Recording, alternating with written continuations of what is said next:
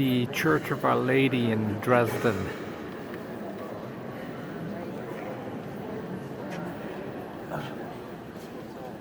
Fabulous.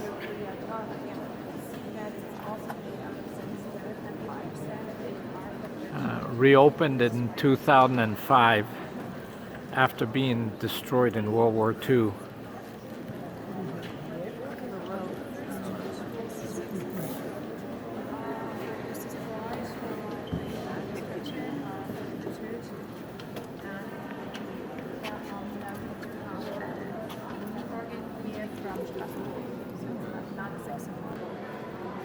Believe it or not, this is a Lutheran church, but it has a Baroque style, very, very characteristic of a lot of Catholic churches.